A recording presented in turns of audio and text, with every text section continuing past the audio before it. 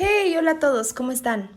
Hoy es jueves de Conta y en el video de hoy veremos las principales cuentas de activo y su clasificación. Recuerden que estamos empezando desde cero y esta serie de videos está enfocada en las personas que quieren aprender contabilidad, pero que no son contadores. Así que como siempre lo haremos de una manera muy sencilla y nos olvidaremos por un momento de tecnicismos. Por otro lado, si tú eres contador, bienvenido.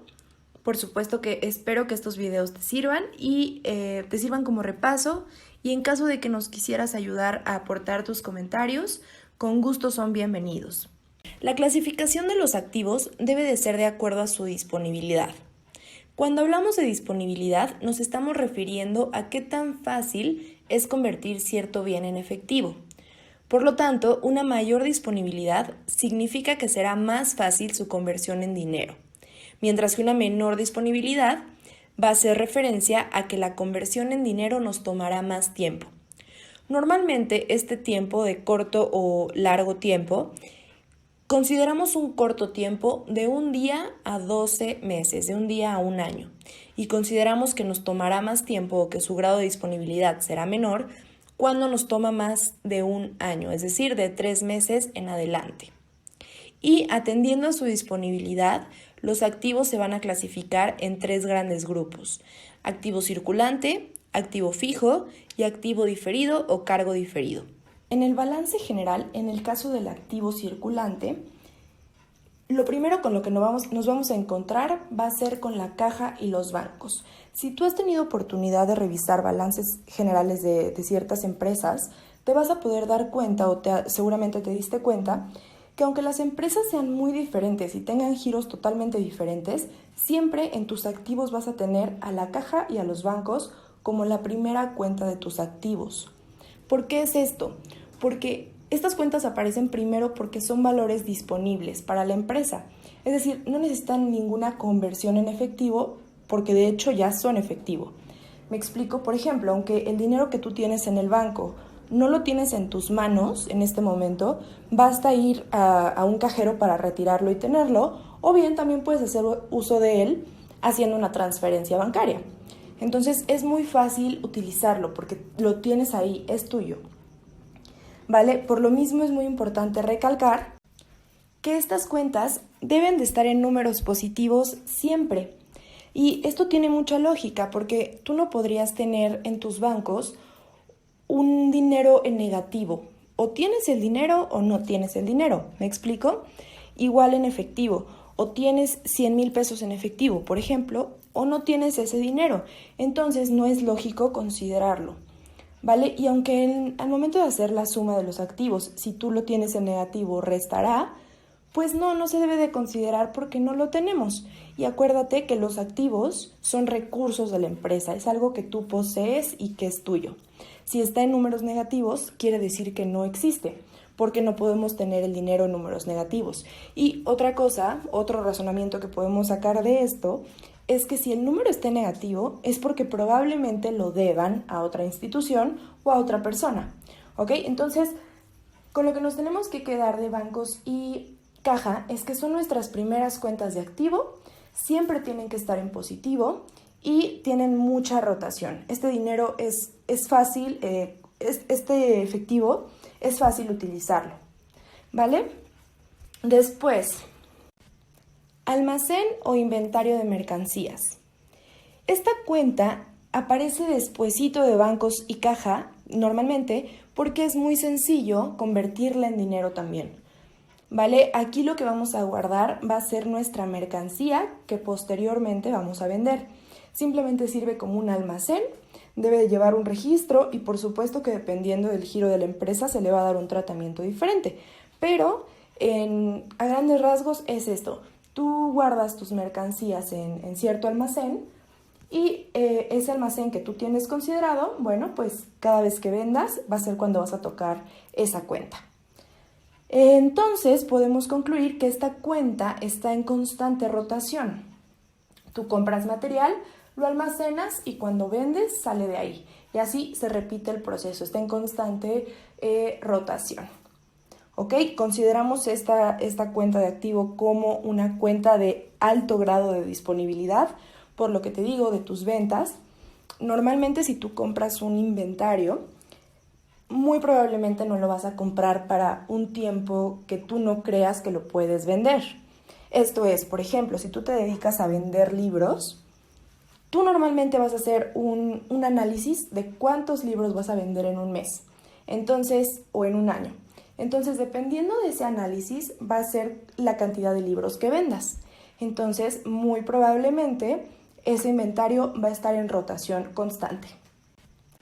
Nuestros clientes. Los clientes es la siguiente cuenta y va un poquito de la mano con nuestro almacén.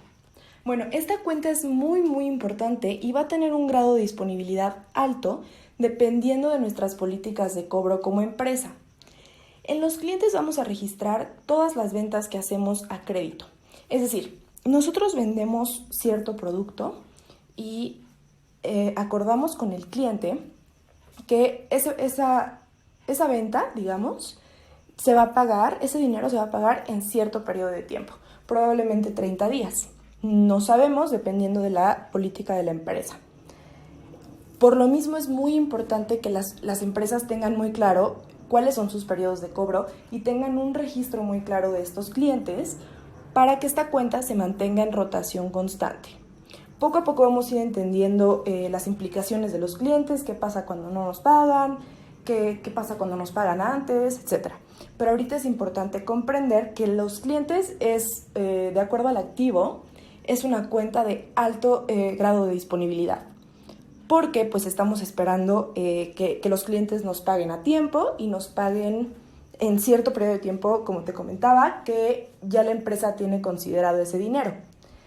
Y es fácil para ella recuperarlo, ¿no? Para mantener su liquidez. Los documentos por cobrar. Otra cuenta importante en nuestro activo circulante. Los documentos por cobrar son, por ejemplo, pagarés, cualquier documento que lleve un importe en ese fijado para tú como empresa cobrarlo, ¿vale?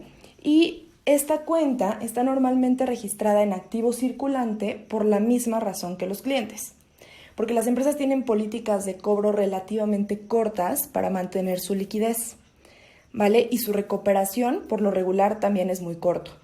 Y están en constante rotación, al igual que nuestros clientes. Después tenemos a los deudores diversos. Los deudores diversos son todas aquellas personas diferentes a nuestros clientes que nos deben dinero, que nosotros hicimos un préstamo a esas personas, ¿vale? Pueden ser tus socios, pueden ser terceros, puede ser cualquier persona que te deba dinero, tienes que registrarla aquí.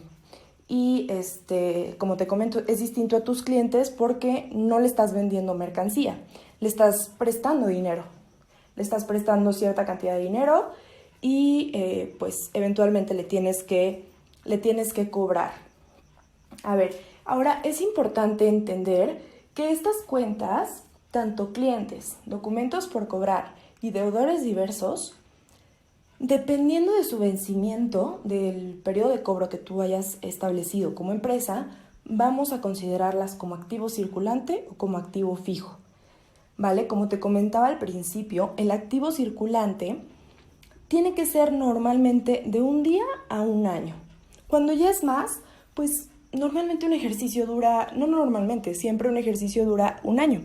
Entonces, lo que se espera es que estas cuentas de activo puedas tener la suficiente rotación para tú cobrarlas en ese año.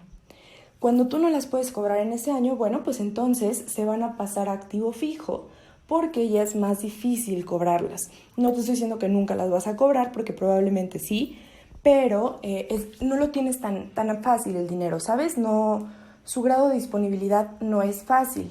Entonces, importante recalcar que si el vencimiento tiene un plazo menor a un año, entonces clientes, documentos por cobrar y deudores diversos van a entrar en la clasificación de activo circulante. Si es más de un año, entonces van a entrar a la clasificación de activo fijo. Ahora bien, el activo fijo. El activo fijo son todos aquellos bienes y derechos que son propiedad de la empresa, que le pertenecen a la empresa y como su nombre lo indica, tienen cierta fijeza dentro de la misma. Dentro del activo fijo encontramos terrenos, edificios, equipo de transporte, mobiliario y equipo de oficina, equipo de cómputo, tal vez equipo de reparto, dependiendo. Estas cuentas van a ser diferentes dependiendo el giro de la empresa, a qué se dedica la empresa. Pero algo que tenemos que tener muy en cuenta son dos principales características. La primera de ellas es el propósito por el cual fueron adquiridos. Una empresa va a adquirir un activo fijo con el propósito de utilizarlo dentro de la empresa, de que le permita utilizar este activo fijo, que le brinde tal vez un servicio, si pensamos en el equipo de transporte, por ejemplo, que pueda utilizar dentro de la empresa y que le permita cumplir con los objetivos por los cuales la empresa fue creada, mas no fueron adquiridos con el propósito de venderse. Aunque si bien a lo largo de la vida del activo decidas, después de tal vez 5 años o 10 años, decidas venderlo, la realidad es que no fueron comprados, no fueron adquiridos con ese propósito. Fueron adquiridos con el propósito de utilizarse dentro de la empresa. La segunda característica y la más importante es que, a diferencia del activo circulante, el activo fijo tiene un grado de disponibilidad no inmediato. ¿Esto qué quiere decir? Quiere decir que aunque lo podemos utilizar diariamente, los activos fijos, a veces sí, a veces no, pero por ejemplo, un activo fijo que podemos utilizar diariamente, el equipo de cómputo, aunque lo podemos utilizar diariamente, esto no se va a convertir en dinero fácilmente. Es decir, tendríamos que venderlo para nosotros poder ver el equipo de cómputo como efectivo. ¿Estamos de acuerdo? Igual el equipo de transporte, igual el mobiliario, etc. Y como les comenté anteriormente, no es el propósito por el cual fueron adquiridos. Entonces es complicado verlos en efectivo. Ahora bien, también hay una característica, o esto es algo como un dato que debemos de saber, es que los activos fijos van acompañados de su depreciación. Probablemente has escuchado esta palabra, probablemente no te preocupes, eso lo vamos a ver a detalle en otros videos, pero lo que me gustaría que supieras por ahora es que todos los activos fijos se van a depreciar a lo largo del tiempo, y cada uno, dependiendo de qué activo fijo sea, por ejemplo, mobiliario y equipo, por ejemplo, equipo de transporte, etcétera, van a tener una depreciación diferente, una tasa de depreciación diferente. Como te comento, esto lo vamos a ver después, pero es importante que lo sepas, que van a tener una cuenta, digamos, conjunta, cada activo fijo, que va a ser la depreciación. Otra cosa importante del activo fijo es, por ejemplo, nosotros vimos en el activo circulante cuentas de clientes, cuentas de deudores y cuentas de documentos por cobrar. Y en ese momento te comenté que, dependiendo de su vencimiento, va a ser cuando se clasifiquen en activo circulante o en activo fijo. Entonces es importante que recordemos que si estas tres cuentas que son clientes, deudores y documentos por cobrar, tienen un vencimiento mayor a 1 año, entonces van a estar clasificadas en el activo fijo de la empresa, ¿ok? Porque no podemos convertirlas en dinero tan fácilmente.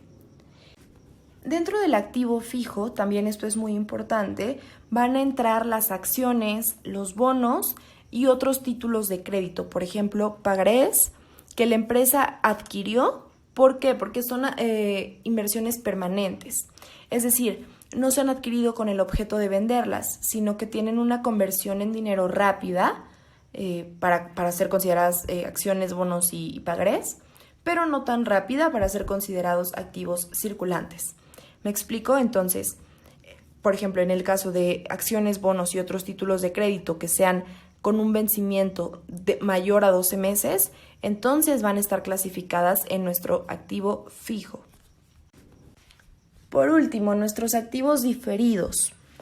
Muy probablemente no has escuchado este término, o probablemente sí, pero no te preocupes. Sé que es un término que suena un poco técnico, tal vez, pero basta con entender que este grupo está formado por todos aquellos gastos que la empresa pagó por anticipado y por lo cual tiene un derecho de recibir un servicio, ya sea en ese año o en años posteriores. Por ejemplo, tú como empresa decides comprar cierta cantidad de dinero en papelería y muy probablemente es que no te hayas acabado esa papelería en un ejercicio o en un mes. Por ejemplo, no sé, compras 45,000 pesos de papelería. Muy probablemente esos 45,000 pesos no los vas a utilizar, pero tú ya los pagaste por anticipado, digamos. Aunque los vayas a utilizar en años posteriores, ese gasto ya está pagado. Y entonces es un activo diferido. ¿Me explico? Por ejemplo, otro ejemplo serían las rentas pagadas por anticipado. Aunque tú pagaste esta renta, tú ya desembolsaste el dinero y ya pagaste esta renta. Sin embargo, es una renta que todavía no ocupas, digamos, y tienes derecho a utilizarla en el futuro, en ejercicios posteriores, en años posteriores. ¿Vale? Entonces, siguiendo esta lógica, tenemos que nuestros activos diferidos son gastos de instalación, papelería y útiles, primas de seguro, rentas pagadas por anticipado, intereses pagados por anticipado, etc. Todas estas cuentas van a formar parte de nuestro activo porque nos permiten disfrutar de un servicio equivalente a la cantidad que ya pagamos anticipadamente. Entonces, como conclusión, un activo diferido son los gastos que tú ya pagaste, pero que todavía no has utilizado, ¿vale? Que tienes el derecho de utilizarlos porque tú ya pagaste esos gastos, ¿vale? Ya pagaste ya desembolsaste esa cantidad. Por lo mismo, tienes un derecho de utilizarlos en el futuro, ¿vale? Pues bueno, eso ha sido todo por el video de hoy. Espero que les haya servido y, por supuesto, si tienen alguna duda, por favor déjame en los comentarios y voy a tratar de ayudar en lo que pueda. Si tienes amigos, conocidos que estén batallando con estos temas, por favor compárteles mi video y no te olvides de suscribirte para que te notifique cada vez que haga un nuevo video. Otra cosa, si tú quieres que hablemos de un tema en específico, también por favor déjamelo en los comentarios y con mucho gusto lo podemos realizar, podemos hablar de este tema. ¿Vale? Cuídense, adiós.